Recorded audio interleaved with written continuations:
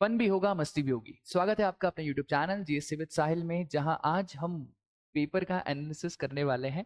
तो ऐसा सुनाई में आ रहा है कि जीएसटी का पेपर काफी टफ आया है। इनकम टैक्स और जीएसटी में तो बच्चों की ले ली, लग गए हमारे तो जीएसटी में। चलो देखें कि भैया पेपर में सुपर 30 क्वेश्चन से आया था, क्वेश्चन बैंक से आया था, कहाँ से आखिरकार पेपर आया था। तो पूरा वीडियो आपके पास है, ये हमारा ब्रीफ डिस्कशन रहेगा।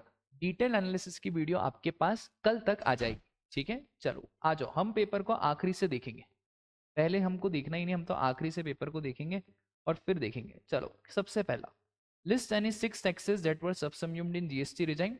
सर, ये question as it is same super 30 questions में था। ये मैंने आपको बोला था कि देखो इंट्रोडक्शन वाले चैप्टर में से ये क्वेश्चन आ सकता है, तो इंट्रोडक्शन वाले चैप्टर में से ये वाला क्वेश्चन आया। ठीक है, अगला अगला क्वेश्चन है rule 138E of CGST rules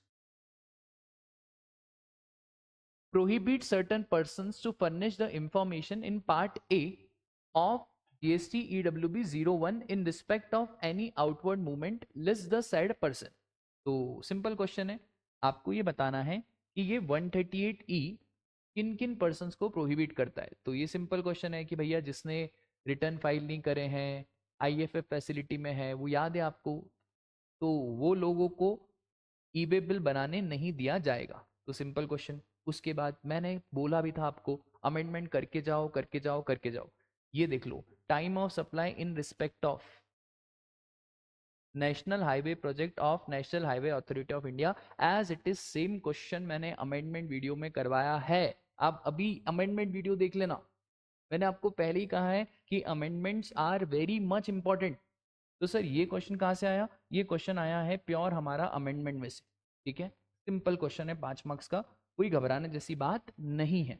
उसके बाद right a short note on. ठीक है, ये क्वेश्चन अच्छा लग रहा है। Rectification of errors omission in respect of return filed under section 39। ठीक है, इसमें आपको बताना था कि अगर हमारा सेक्शन 39 में GSTR 3B में कुछ गलती हो गई है, तो अगर कुछ गलती हो गई है तो क्या हम उसको रेक्टिफाई कर सकते हैं। तो टेबल नंबर 9 और टेबल नंबर 10 जो अमेंडमेंट टेबल रहता है, उसमें आप फर्दर रिटर्न में उसको रेक्टिफाई कर सकते हो। फिर इन्होंने पूछा एक्सेप्शन टू द रेक्टिफिकेशन, क्या इसका कोई एक्सेप्शन रहता है? हाँ, तो सर हमने देखा था कि आप रेक्टिफाई नहीं कर सकते, अगर ऑडिट हो गया, स्क्रूटनी हो गया, इंस्पेक्शन हो गया, तो आप रेक्टिफाई नहीं कर सकते। और time limit for making such rectification, ये तो बच्चे बच्चे को मालूम है, 30 November of the next financial year और date of filing of annual return whichever is earlier. Tough question नहीं है। उसके बाद ये रेक्टिफिकेशन वाला क्वेश्चन तो हमारी क्वेश्चन बैंक में है ही। उसके बाद Rameshwar industries semiconductor in the state of Assam, it makes only intra state outward supply, following details have been made available by Rameshwar industries. तो धंधा इन्होंने शुरू करा है 14 मार्च, 10 लाख का टर्नओवर 29 मार्च को क्रॉस हो गया, और 20 लाख का टर्नओवर 15 अप्रैल को क्रॉस हो गया, 40 लाख अप्रैल 28।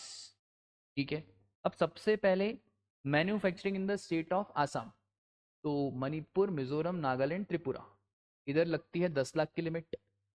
फिर अरुणाचल प्रदेश, यूके, याद है आपको, वहां लगती है 20 लाख की limit.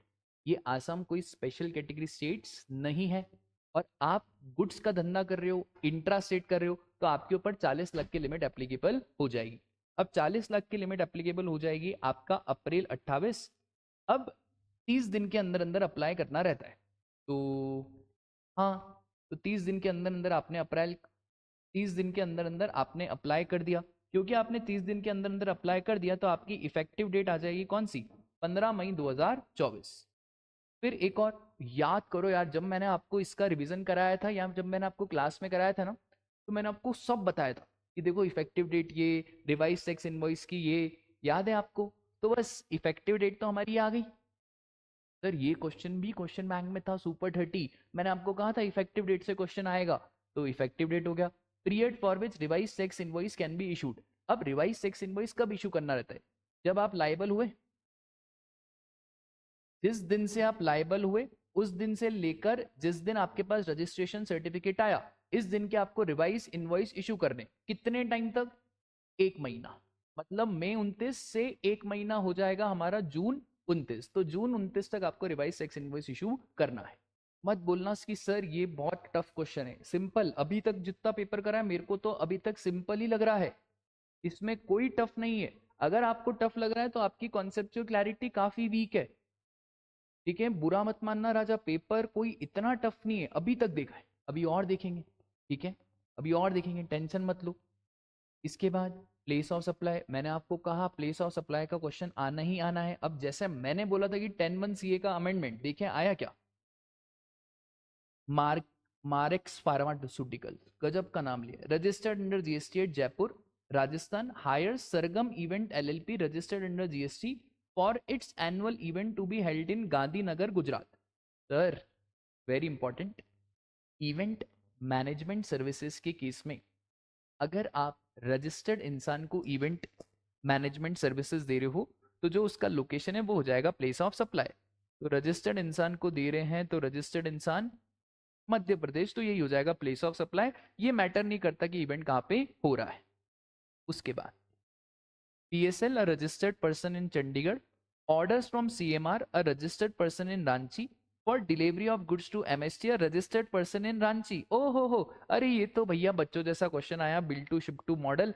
Bill to ship to model का क्वेश्चन बच्चों जैसा है। इसमें सर एक तो 10(1) भी लगता है और 10(1) A लगता है। अब ये क्वेश्चन हमने एग्जाम की कितनी बार करे हैं, bill to ship to model, तो इसमें भी मेरे को लगता है कि आपके 5 on 5 आने चाहिए। सिंपल क्वेश्चन है, ठीक है, अमेंडमेंट का नहीं पूछा, ठीक है। उसके बाद अब आ जाते हैं हम 6A, Nutan limited, a registered person in Indore, ओहो, provides the detail of following transaction in the month of June. Paid remuneration to mister Madan for the services. और गजब, ये तो भैया मैंने आपको सुपर 30 में करवाया था क्वेश्चन, और एज इट इज सेम लग रहा है, देखें क्या। In the capacity of director company deducted TDS under section 192 and 194J, gross payment 8,50,000 and 11,50,000 for salary and profession. अब देखो भैया, अगर आपका TDS कटा है 192 में तो वो तो स्केड्यूल 3 से आउट हो जाता है, और अगर TDS आपका 194J में कटा है तो उसके ऊपर कंपनी को रिवर्स चार्ज में टैक्स देना रहता है। तो देखें हम, कंपनी ने एक तो 192 पे काटा है और एक 194J पे काटा है। ग्रॉस पेमेंट वर 850 और 1150, तो सिर्फ ये 1150 पे GST आएगा, और 1150 पे भी GST डायरेक्टर को नहीं देना, कंपनी को देना है RCM में, ठीक है। तो बहुत बढ़िया, तो ये नूतन लिमिटेड है ना, तो नूतन लिमिटेड, ठीक है, तो नूतन लिमिटेड को एक टैक्स देना पड़ेगा किसके ऊपर, 11,50,000 पे। फिर paid rent to Indian railways registered in Madhya Pradesh for its property located in same state which was taken on lease by the company. तो इंडियन रेलवेज, देखो इंडियन रेलवेज के ऊपर ऑलवेज फॉरवर्ड चार्ज मैकेनिज्म आता है, याद करो, PVT, post office and railways. तो Indian railways के ऊपर हम रिवर्स चार्ज मैकेनिज्म की बात ही नहीं करेंगे, तो इंडियन रेलवेज के ऊपर क्या आएगा, फॉरवर्ड चार्ज मैकेनिज्म आएगा। तो इसके ऊपर GST कौन दे देगा बेटा, इंडियन रेलवे से इसके ऊपर GST दे देगा, कोई घबराने की बात नहीं है। उसके बाद paid to XYZ security private limited for providing security services to its warehouse across the state, security agency is not registered under GST। तो security agency is not registered under GST, तो याद करो ये भी मैंने बताया था कि अगर आप रजिस्टर्ड हो और आप सिक्योरिटी सर्विसेज ले रहे हो तो रिवर्स चार्ज मैकेनिज्म में आपको GST देना पड़ेगा। तो ये सिक्योरिटी वाला भी सिंपल है। फिर paid fees to local municipal corporation for renewal of company's factory licence for the financial year 24-25, 4,800। तो लोकल म्युनिसिपल कॉर्पोरेशन को जो आपने पैसा दिया, मुझे ऐसा लगता है क्योंकि ये 5,000 के अंदर अंदर है तो ये एग्जेम्प्ट होगा। अब देखेंगे ICAI इसका क्या करता है, ठीक है। तो ठीक है, all figures are exclusive, turnover you are required to compute the GST under the reverse charge basis, reason for the treatment. तो ये वाला क्वेश्चन, इसको मैं टफ कैटेगरी में मार्क करूंगा, थोड़ा सा अच्छा क्वेश्चन है, ठीक है, बहुत बढ़िया। उसके बाद अब आ जाओ आप फर्स्ट क्वेश्चन पे। तो फर्स्ट क्वेश्चन हम देखते हैं भैया, Galaxy cube private limited, a registered person in Bharuch Gujarat, engaged in various lines of business provide the following detail. सबसे पहला, supplied a latest technology laptop with touch screen option to the managing director friend. Open market value as well as the sale to unknown customer was at 90,000 और हमने amount लिया है कितना, 60,000. ठीक है, हमने टेक्नोलॉजी वाला लैपटॉप विथ टच स्क्रीन किसको दे दिया, मैनेजिंग डायरेक्टर फ्रेंड को दे दिया. ठीक है, कोई नीचे इसका एडजस्टमेंट लिखा है क्या,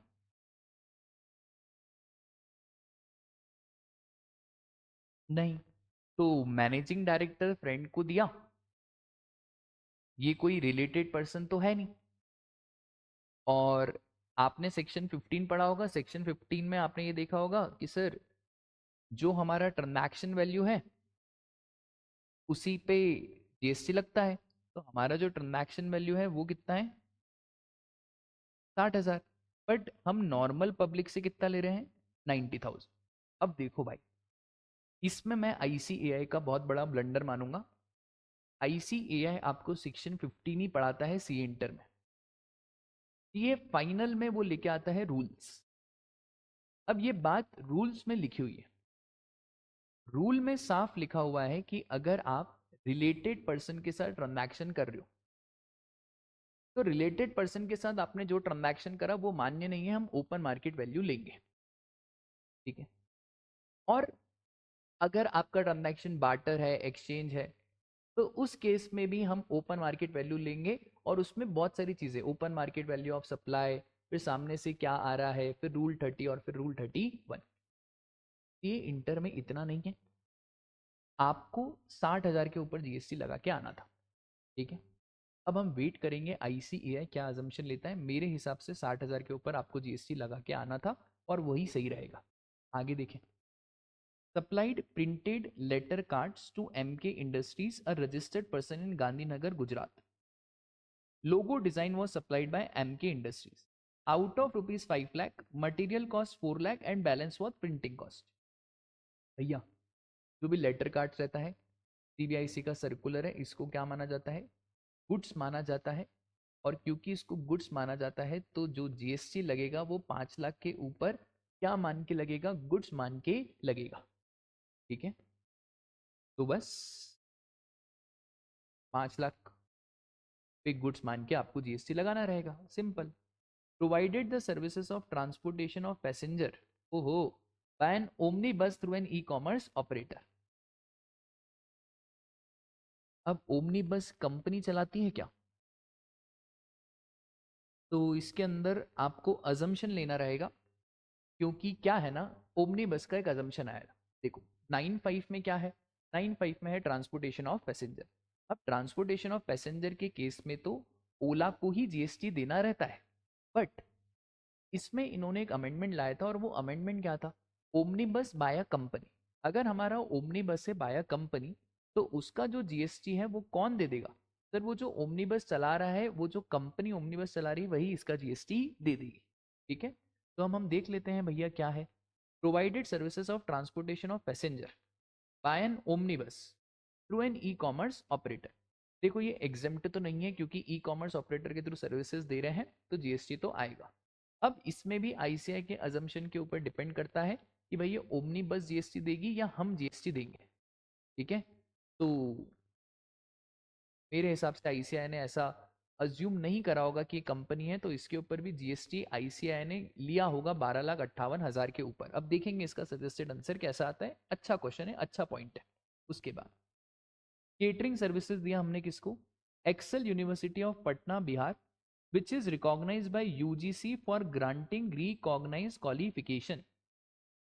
sir transportation, catering, security school को देते हैं तो ही एग्जेम्प्ट, ये स्कूल को नहीं दिया है, ये यूनिवर्सिटी को दिया है.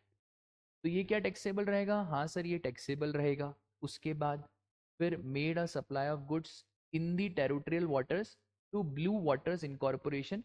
सर टेरिटोरियल वाटर्स का प्लेस ऑफ सप्लाई जो बेस लाइन से सबसे करीब होता है वो रहता है. तो such place of territorial waters was at a distance of 5 nautical miles to the base line of coastal state of Gujarat and 7 nautical miles. तो भैया हमें तो कौन सा वाला लेना है, ये 5 नॉटिकल माइल्स वाला लेना है, कौन सा, गुजरात। और हम कहाँ के हैं भैया, हम भी गुजरात के हैं, तो CGST और SGST लग जाएगा। उसके बाद परचेज गुड्स फ्रॉम, ओहो कंपोजिशन डीलर से गुड्स खरीदा, तो इसमें ITC नहीं मिलेगा। ये क्वेश्चन को टफ बोल रहे हो, ये टफ है, सच्ची में टफ है क्या, ये इजी है। आपको क्या होता है ना बेटा, आगे वाले पेपर के लिए मैं आपको बता रहा हूँ, प्लीज यार इतना हाइपर होके मत पेपर दिया करो, मेडिटेशन करा करो, हनुमान चालीसा पढ़ा करो, हरे राम राम राम हरे हरे, हरे कृष्णा कृष्ण कृष्ण हरे हरे, अपने इष्ट देव का नाम लिया करो, कूल माइंड से दिया करो। देखो आपको ये रियलाइज होता होगा कि साला हमको सब आता था, पर जैसे ही पेपर आप बाहर लेके आते हो ना, आपको लगता है साला सब तो आता था। अभी मैं ये एनालिसिस वीडियो डालूंगा ना, आप बोलोगे अरे यार साला सब आता था, घाई घाई में गड़बड़ करके आ गए। ठीक है, तो प्लीज वो घाई घाई में गड़बड़ मत करना। फिर during the course of filing invoices, accountant identified N invoice dated 31 March 2024 issued by Mr. Mahajan, whose residential house was taken on rent for MD of the company for his residential use। The residential house for residential use लिया जाता है तो वो exempt होता है। ठीक है, invoice was 50,000, no payment has been made for this invoice। Sir residential use के लिए एग्जिम्ड है तो कोई दिक्कत की बात ही नहीं है। फिर ऑल इनवर्ड सप्लाई और ये दिया हुआ है और रेट दिया हुआ है, compute the net minimum GST payable. Simple question है, टफ तो नहीं बोलूंगा इसको। उसके बाद गरिमा multiplex registered gives the following, ओहो मूवी टिकट वाला अमेंडमेंट आ ही गया। देखो मैं आपको बोलता हूँ अमेंडमेंट अमेंडमेंट अमेंडमेंट अमेंडमेंट और अमेंडमेंट, इतना पेपर तो अमेंडमेंट में से पूछते हैं यार। Amendment are very much important. Tickets 200, combo offer 350, snacks only. Sir tickets पे GST लगेगा, हाँ। कॉम्बो ऑफर 350, 200 रुपये टिकट 150 स्नैक्स। सर हमें 350 में सिर्फ किसके ऊपर GST लगाना है, जो टिकट का रेट है उसके ऊपर GST लगाना है। स्नैक्स ओनली 250 रुपये पर token, snacks quantity will be more as offered. अरे उससे कोई लेना देना नहीं है, 250 रुपये है तो उसके ऊपर हमारा GST लग जाएगा। Garima situated made the following supplies, 10,000 under combo, multiply करो टिकट को, मल्टीप्लाई करो और टोकन ऑफ स्नैक्स, जो भी स्नैक्स का GST रेट है वो लग जाएगा। बस क्या सिंपल क्वेश्चन है यार भाई। GST was manageable. एक क्वेश्चन टफ है, कौन सा वाला, 6A वाला क्वेश्चन थोड़ा सा टफ है। और एक और चीज मैं आपको बताऊं क्या, बहुत सारे क्वेश्चन हमारे एज इट इज सुपर 30 के आए हैं, जो मैंने आपको इंपॉर्टेंट बोला था ना वो इंपॉर्टेंट बैठा है।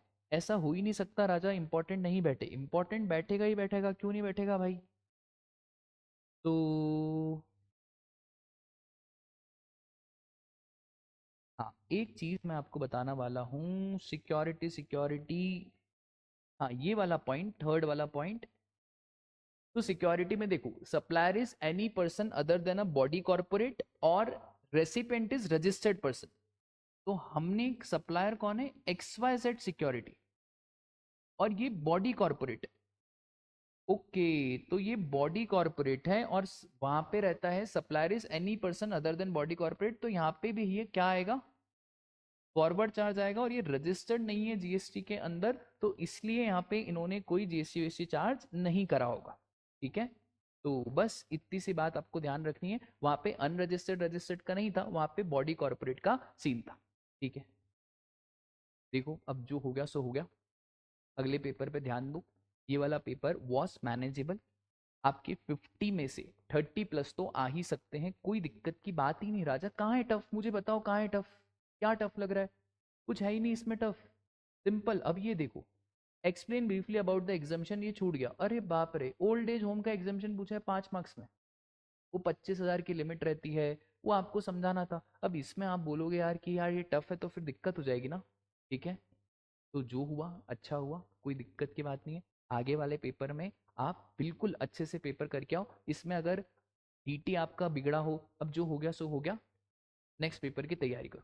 ठीक है, वीडियो अच्छा लगा हो तो लाइक करें, शेयर करें और चैनल को सब्सक्राइब करें। और एक और डिस्क्लेमर देना चाहता हूं, अगर जल्दी जल्दी में मेरे से कुछ गलती हो गई हो तो प्लीज कमेंट सेक्शन में आप इनकॉर्पोरेट मत करें, मुझे आप बता देना, क्योंकि क्या है ना, अभी मैंने आपका पेपर पढ़ा भी नहीं और फटाफट से क्या कर रहा हूँ मैं, रिव्यू कर रहा हूँ, तो हो सकता है कि जल्दी जल्दी में थोड़ी सी गड़बड़ हो जाए, उसके लिए I am very very sorry. तो आप बस उसका ध्यान रख लेना, ठीक है।